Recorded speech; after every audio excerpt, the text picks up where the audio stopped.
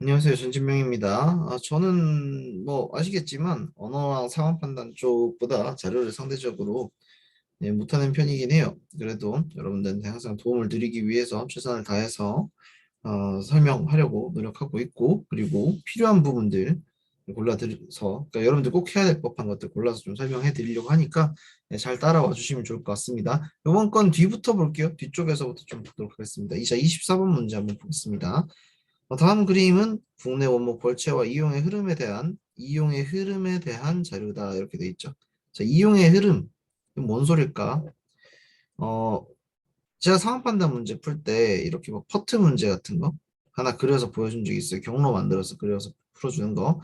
그것도 이제 경로를 활용하는 문제고, 여기서도 흐름이란 단어가 나왔죠. 그러면은 얘는 이제 총량이 정해져 있을 때 이것들이 어떻게 흘러나가느냐, 뭐 강이 흘러나가는 것처럼 이 전체 총량 100%가 어떻게 흘러나가는지, 어떻게 분배돼서 흘러나가는지를 보여주는 그런 그림일 거다라는 걸 여기서 파악을 할 수가 있거든요. 그것부터 생각을 하신 다음에 이 본문을 보시면 참 좋을 것 같아요. 그래서 본문 보면 이 4% 96%돼 있죠. 이거 다 합치면 얼마니? 100%지. 아, 그래. 한쪽 보면은 나머지 한쪽이 나오는 거다. 이렇게 볼 수가 있겠죠. 그다음에 여기도 뭐 25, 75. 당연히 한쪽이 정해지면 나머지 한쪽도 정해진다. 그리고 각각에 보면 212만, 583만, 51만 이런 식으로 나와 있는데, 얘네들을 각각 일정 비율로 나눠서 가중평균을 해서 목재로 미이용이랑 목재로 이용 쪽으로 나눠주는구나. 그리고 목재로 이용을 했을 때 그 범위 안에서 이렇게 분배가 되는구나라는 걸 확인할 수 있어요. 정보가 굉장히 독특하죠. 기본적으로 이 원목 벌채량 846만에서 이렇게 분배가 되고 또 분배되고 분배되고 또 분배된다. 이렇게 생각해 주시면 좋겠습니다. 그러면 원목 벌채량이 846만인데 목재료 미이용이 447만이죠. 그럼 절반 이상의 목재를 사용하지 않은 거예요. 그렇게 했을 때 지금 보시면 목재로 이용된 것의 비율이 45%라고 했어요. 이 두 개 빼면 어떻게 돼? 대충 400이야. 399거든. 846분의 400이 45%를 넘냐 안 넘냐? 그냥 저 같으면 이렇게 할 것 같아요. 이 846에다가 45%, 그러니까 20분의 9를 곱하는 게 편하겠죠. 편할 것 같아요. 42.3에다 9를 곱한다 하면은 대충 380 정도 나오니까 45%보다 넘겠네 하고 맞았다라고 할 것 같고요. 그 다음에 목재로 미용된 원목 가운데 숲 가꾸기 벌채로 얻은 것은 피해목으로 얻은 것의 30% 미만이다 돼 있는데, 피해목은 대충 13 정도 되고요. 숲 가꾸기 벌채는 4분의 3 정도 했을 때 4분의 3만 해도 390 정도 나오지 않을까? 훨씬 더 많을 것 같죠? 대충 봐도 그래요. 4분의 3을 580에다 곱해줬다라고 했을 때는 140 곱하기 3이니까 거의 400을 넘어가죠. 그러나 PMO 볼츠는 25분의 1, 4분의 1 했을 때 13을 넘을 수가 없으니까 이거 비교를 했을 때 당연히 30배 이상이겠다. 30배 미만 아니겠다 하고 2번 골라주시면 끝. 여기서 이거 틀린 거 고르는 게 아니지. 큰일 날 뻔했다. 옳은 거 고르는 건데 이렇게 해주시면 1번, 2번이 틀렸다는 것도 확인할 수가 있을 것 같아요. 3번 더 볼게요. 제가 방금 바로 확인했던 게 3번 선지 보니까 3번 선지가 틀렸더라고요. 제재목용으로 이용된 원목의 양은 50만 제곱미터 이상이다 돼 있는데 400이 12% 해봤지 48밖에 안 돼요. 399의 12%는 더 적겠죠. 50만 이상일 수 없다. 네, 이렇게 해서 두 개가 틀렸네 하고 1번으로 갔었다 보시면 되겠습니다. 자, 23번 볼게요. 23번에 외교상식 퀴즈 대회라는 걸 하는데 총점들이 다 나와 있네요. 이때 점수가 3점, 0점, 마이너스 2점을 준대요. 이거 뭐야? 이거 그냥 옛날 상황 판단에 나왔었던 전형적인 부정방정식 문제잖아. 점수는 A 더하기 B 더하기 C 해서 각각 맞은 거, 안 적은 거 세모로 쓸게요. 틀린 거 했을 때 총 30개 문제를 풀고 이때 각각 받을 수 있는 점수는 3A 더하기 0B 빼기 2C에서 3A 빼기 2C가 받을 수 있는 점수다. 이렇게 써주시고 그 다음에 여기서 A에다가 30 빼기 BC 해가지고 대입해서 풀어줘라. 이거 제가 제 강의를 들었던 학생들이랑 아주 정확히 기억을 하시겠지만 예전에 기출문제 나온 적 있고 그때 설명 다 해드렸던 거예요. 특히 7급 해설 강의할 때도 설명을 드렸던 거기 때문에 이거는 찾아보시면 좋을 것 같은데 그 태호 나오는 가위바위보 경기 문제 30회짜리 경기 문제 보시면 동일한 구조다라고 생각하시면 됩니다. 자 그러면은 이걸로 뭘 알 수 있느냐 90 빼기 3b 빼기 5c가 점수라고 말씀을 드렸잖아요. 그러면 이 괄호 중에서 이 점수가 나오는 이유 바로 확인할 수 있다. 정답 문항은 신경 쓸 필요가 없어요. 일단 오답 문항들 그리고 미응답 문항 가지고 점수를 구할 수 있는 겁니다. 이 가령 예를 들어서 C 같은 경우에는 90 빼기 21 빼기 5C가 24인 거고 그때 요거 넘겨주시면 어떻게 돼요? 45는 5C가 나오니까 오답 문항 수는 9다. 그럼 자동으로 정답 문항 수도 나오겠죠. 14개다. 그 다음에 B 같은 거 구할 때도 90 빼기 3B 빼기 5C가 43이 나왔을 때 가능한 경우의 수가 뭐가 있냐만 따져보시면 돼요. 그게 끝이다. 그때 하나 더 쓸 수 있는 거는 A 플러스 B 플러스 C는 30이니까 A는 15다라고 했을 때 B 플러스 C는 15다. 이것까지 써서 풀어주면 그냥 2차 방정식, 2차 방정식이 아니죠. 그 연립방정식이 된다. 그냥 단순한 연립방정식이 되는 거다. 3b 더하기 5c는 47. 이거 비교해가지고 아 c는 1이구나. b는 14구나. 이렇게 뽑아주라는 거예요. 굉장히 간단한 거라는 거지. 이렇게 풀어주는 거다. 생각보다 어려운 것 같지 않죠? 네, 이런 느낌으로 다 해주시면 됩니다. 물론 F 같은 경우는 25, 5, 0, 27, 0, 3 둘 다 가능하기 때문에 E랑 F 비교할 때는 좀 따져봐야 될 거고요. 다음 G는 35점인데 이거는 이제 55점 빠진 거니까 가능한 경우의 수가 또 몇 가지가 있을까? 이런 거 따져주시면 됩니다. F의 경우 정답 문항수가 가장 많다라고 되어 있는데 이거는 쭉 볼게요. 정답 문항수가 가장 많다. 이 표현이 조금 애매하기는 해요. 조금 애매하긴 한데 어, 표현 되게 애매한데 음, 이게 그냥 단순히 정답 문항수가 가장 많은 거냐라고 하면은 이 안에서는 가장 많은 게 맞죠? 내부적으로 가장 많은데 E랑 F 비교했을 때는 아닐 가능성도 충분히 있는 것 같은데 일단 요거는 물음표 해놓을게요. 나머지가 더 틀린 게 있을 거니까. 그 다음에 미음답 문항수가 가장 많은 사람이 G일 것이다 돼 있는데 저희 55점을 분배를 함에 있어서 미음답 문항수는 B보다 적을 수가 있을 것 같거든요. 있어야 될 것 같거든. 왜 그럴까요? 자, 이 55다라는 거에서 55다라는 거에서 자, 여기서 점수를 분배를 해서 이 3, 마이너스 3b 빼기 5c가 55다라고 했을 때 마이너스 55다라고 했을 때 이렇게 정리해 주시면은 가능한 경우의 수가 C가 3일 때 B가 15 C가 5일 때 B가 10 이런 식으로 해가지고 나오는데 이때 15, 15 다 가능하니까 미응답 문항수가 이 가장 많은 사무관이라고 했을 때 G가 될지 안 될지 모르죠. 경우의 수가 여러 가지가 나눠지지. 아, 2번이 틀렸겠구나. 자, 그러면 해석의 기준이 이랬던 거지. 1번은 F 안에서 맞은 문제 수가 가장 많다. 오케이, 가능한 것 같고요. 2번에서 G 같은 경우에는 다른 사람들이랑 비교했을 때 미응답 문항수가 가장 많아야 된다고 돼 있는데 아닐 경우의 수가 있으니까 틀린 선지다. 아, 이렇게 보는 게 맞겠다. 그 다음에 총점이 가장 높은 사무관은 E랑 F다. 둘 다 75니까 맞는 말이고요. G 같은 경우에는 정답 문항수, 미응답 문항수, 오답 문항수가 일률적으로 정해지지 않는다. F도 마찬가지긴 한데 F는 두 가지 경우일 수밖에 없고 G는 세 가지다라고 생각하시면 되겠고 맞는 말입니다. 다음 5번에서 정답 문항수가 가장 작은 사람은 C다 돼 있는데 어떤 경우에든지 정답 문항수가 가장 작은 사람은 C가 됩니다. 총점이 제일 낮잖아. 이거 두 가지를 비교를 해보면 G가 정답이 가장 적은 횟수라고 했을 때 15개예요. 요 값에다가 아까 이 계산했던 거 대입해 보시면 15개, 3개, 10개, 5개, 5개, 7개 해가지고 뭐 개수들이 나오죠. 그때 정답 문항수가 가장 적은 것 뭐 이렇게 되어 있다라고 했을 때 다 이제 따라 나온다라는 거지. 그래서 정답 문항수 같은 경우에는 달라질 수가 있다. 음,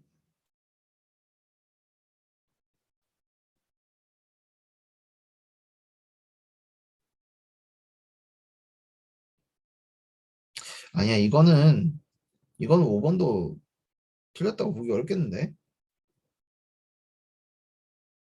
G가 15랑 3이 둘 다 가능하니까 여러 가지 조합이 가능할 때 그때 15랑 3도 가능하다. 미응답수가 없다라고 하면은 미응답수에 따라서 달라지기도 할 거고 미응답수가 최대한 많다. 15다라고 했을 때는 오답이 3개일 때 35점이 나오니까 저는 이거 5번도 중복 정답 처리해드리라고 해야 될 것 같네요. 이거 뭐 바꿀 수 있는 게 아니고 지금 시점에서 네 이건 정답 문항수가 제일 적다고 말할 수가 없지. 이거는 제가 2번, 5번 다 정답 처리해달라고 말씀드리겠습니다. 이건 점검이 됐어야 될 내용 같은데 제가 요번에 자료 해석 같은 경우에는 물론 이제 몇 개 잡아내긴 했었는데 이번에 이제 경조사 때문에 일주일 비우면서 다른 분들이 좀 검수를 좀 해주셨거든요. 추가적으로 법조에서 도와주셔가지고 근데 저런 게 나왔네요. 좀 아쉬운 것 같습니다. 그다음에 나머지 이런 거 그림 그릴 때 이제 배치하는 방식 같은 거 아시죠? 이 0점에서 5점 뭐 평균 기준으로 했을 때 3.8이니까 3.8, 5.4 그려놓고 거꾸로 제대로 그렸네요. 거꾸로 그렸구나. 여기 다 적어놓고 그 위에 값, 아래 값만 잘 표시하시면 크게 어렵지 않게 풀 수 있는 문제입니다. 3.8, 5.4 3.8 이상인 것들 표시를 해두시고 A, C, D, E, F, G, H 그리고 I, J 얘들은 뭐 확정적으로 다 넘는 애들이니까 아, I는 안 넘죠. 네, I도 안 넘고 네, 동그라미 하는 게 낫겠네요. 괜히 선으로 잘못 그으면 틀리니까. 자 이렇게 해놓고 그 다음에 가평균 써가지고 이 나머지 B가 들어가나 안 들어가나 평가하시면 되겠죠. 3.8을 다 빼버려도 돼. 다 빼버리셔도 그게 무방할 것 같네요. 3.8을 다 빼서 그 값들 중에서 이걸 이제 싹 다 더해줬을 때, 싹 다 더해줬을 때 남는 값이 결국 B의 이제 그러니까 B랑 합쳐졌을 때 0이 돼야 되는 거다. 이렇게 생각을 하시면 저거 하는 것처럼 이렇게 다 적어주셔도 무방할 것 같아요. 오케이. 다 적어놓는다.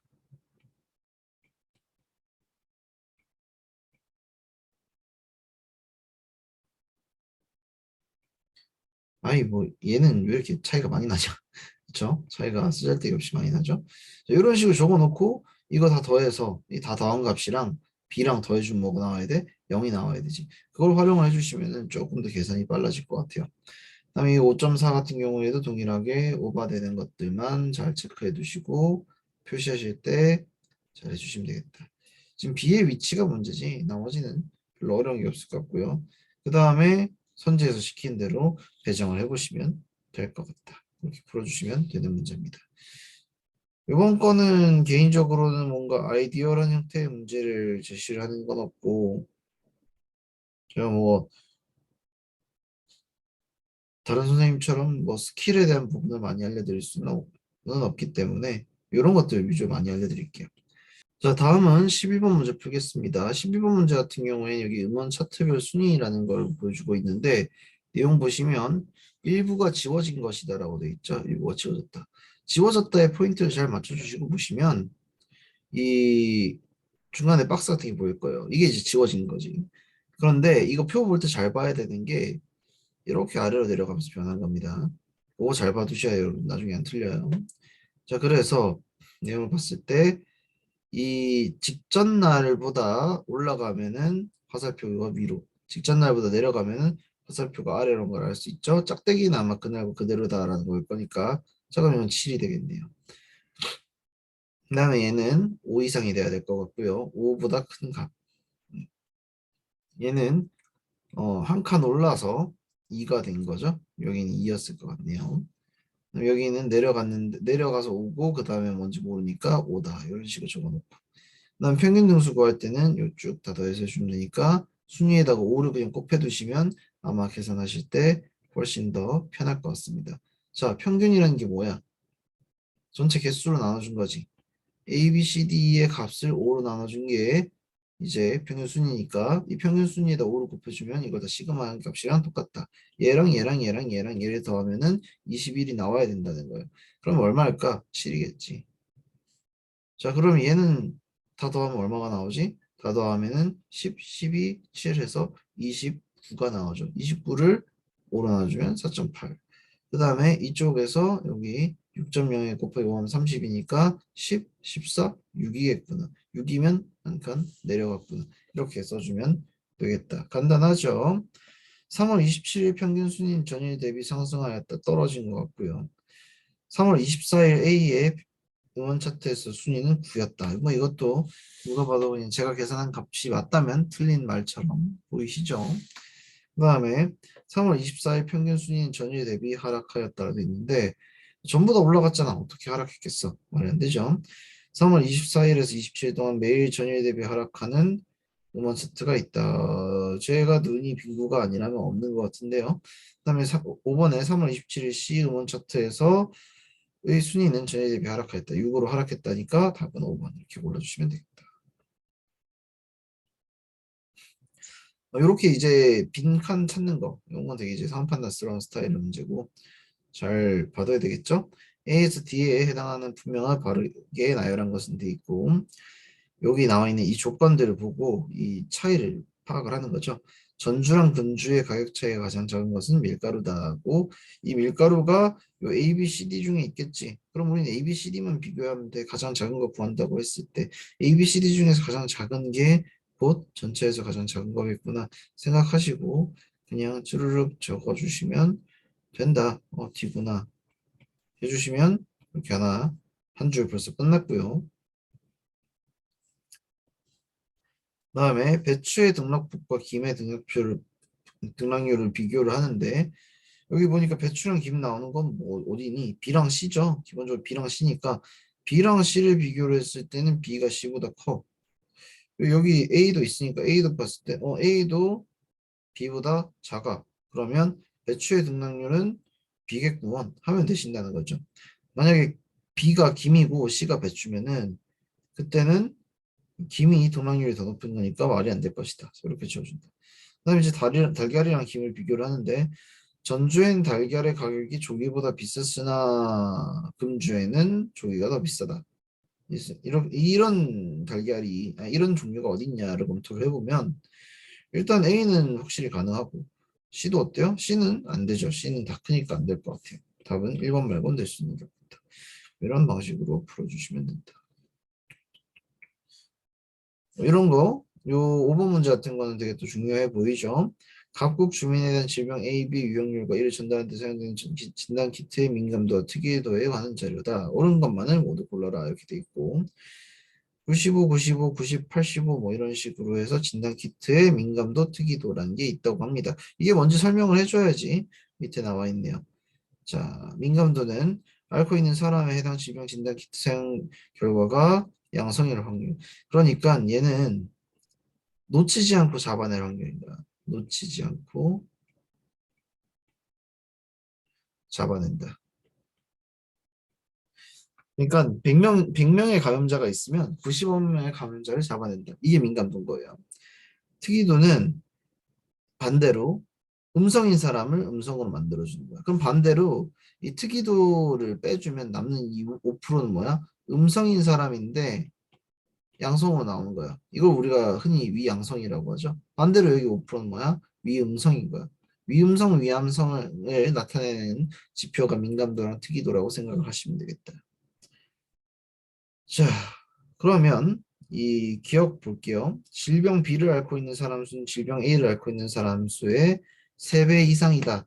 일단 우리가 이걸 구할 수 있을까를 한번 생각을 해봐야 되는데 일단 정확한 값은 못 구할 겁니다. 그러나 확률로 놓고 봤을 땐 유병률이 3% 그리고 유병률이 2% 이렇게 비교가 되니까 유병률 기준으로 해서는 1.5배라고 말을 해도 일단 가능할 것 같죠. 그 다음에 무작위로 추출한 사람이 있다라고 했을 때 이 사람이 양성이 될 확률입니다. 그러면 100명이 있다고 하면은 이 사람 중에서 2명이 A, 또 3명이 B가 되겠죠. 물론 교집합까지 고려를 한다면 이거보다 더 줄어들 거고요. 거기에 더해서 얘를 이제 9.5% 95%의 확률로 이제 굴렸을 때 얼마가 나오냐 뭐 이런 걸 보는 거야. 자, 2%의 사람한테 95%, 98%의 나머지 안 걸린 사람들한테 5%의 확률로 이제 양성이라고 말을 한다라고 하면은 일단은 얘는 대충 구하면 1.9 정도 나올 거고 5%에다 98% 해봤자 4점 몇 프로겠죠? 이거 다 합쳐봤자 한 6% 정도 될 거고 이 3에 대해서 그러니까 B에 대해서도 동일하게 작용을 할 수가 있는데 그렇게 하더라도 10%는 넘어가지는 않을 것이다. 이건 A만 하는 거구나. 큰일 날 뻔했네. A만 하면 반드시 한 6% 정도밖에 안 나오죠. 10% 미만이다. 당연히 맞는 말이다. 그다음에 B에 대해서 동일하게 하는데 B 같은 경우에는 3%의 정상적 그러니까 걸린 사람들에 대해서 90% 확률로 잡아내고 97%의 안 걸린 사람들에 대해서 15%의 확률로 잘못 양성으로 표시합니다. 그때 양성인 사람이라고 했을 때 걸리지 않았을 확률을 구하라고 했으니까 0.03 곱하기 0.9 더하기 0.97 곱하기 0.15분의 걸리지 않았을 확률이니까 이 사람들인 경우가 돼야 되겠죠. 자, 이게 85%를 넘느냐, 80%를 넘느냐, 5분의 4를 넘느냐는 거죠. 그러면 이제 분자랑 분모의 차이가 5분의 1을 넘어가면 분자를 기준으로 4분의 1 넘어가면은 이제 되는 건데 그냥 넘어갈 것 같지 않니? 자, 요건 또 툴이 될 수 있는데 한번 봅시다. A 플러스 B분의 B가 80% 이상이냐를 물었을 때 80%는 5분의 4죠. 그럼 B가 4, A 플러스 B가 5가 돼야 되는 거고 A가 이때 1이 되는 거지. 그럼 B의 4분의 1인 B의 4분의 1이 A가 된다는 거야. 그러면 0.97 곱하기 0.15에 4분의 1 해준 게 0.3 곱하기 0.03 곱하기 0.9랑 비슷이라도 해야 된다는 거야. 그때 이 A가 1보다 작으면 어떻게 돼? 5분의 4보다 큰 거야. A가 1보다 크면 어떻게 돼? 5분의 4보다 작아져. 왜? 분모가 더 커져 버렸으니까. 5보다 커져 버렸으니까. 그런데 지금 나와 있는 요것들을 봤을 때 명백히 두 수 모두 이쪽이 더 크지. 그러면 4분의 1 해준다. 0.15에 4분의 1 해줘도 0.375, 0.375. 이거마저도 이쪽이 더 크기 때문에 항상 분자가 더 크다. B가 A의 4분의, 그러니까 B의 4분의 1보다 항상 작은 거야. 4분의 1 B보다 더 작은 값이라는 거지. 그럼 어떻게 돼? 5분의 4보다 더 큰 값이 돼야 되겠죠? 80보다 크다. 이런 식으로 풀어주시면 기억니은 디귿 다 맞다 해서 5번 이렇게 골라주게 될 것 같습니다. 자, 제가 이제 자료 해석 문제를 볼 때마다 사실 좀 그래요. 이건 그냥 앉아서 푸는 문제다라는 게 약간 자료 해석 강사가 아닌 저의 입장에서는 그냥 풀면 되지 않나라는 생각을 할 때가 많은데 그래도 이번에는 제가 조금이라도 알려드릴 수 있는 거 뭐 이런 툴 같은 것들이 있어서 너무 다행이라고 생각을 하고 어느 정도 여러분들한테 도움이 됐으면 좋겠습니다. 음, 어, 네, 여기까지 하고요. 다음 주에도 이제 기출해설 준비를 해드릴 건데 많이 많이 물어봐 주세요. 특히 이제 제일 중요한 거는 여러분들이 궁금한 게 뭔지를 저한테 알려주셔야 돼요. 그래야 제가 조금이라도 더 도움을 드리죠. 네. 하여튼 고생 많이 하셨고요. 그러면 다음번에 다시 뵙도록 하겠습니다. 감사합니다.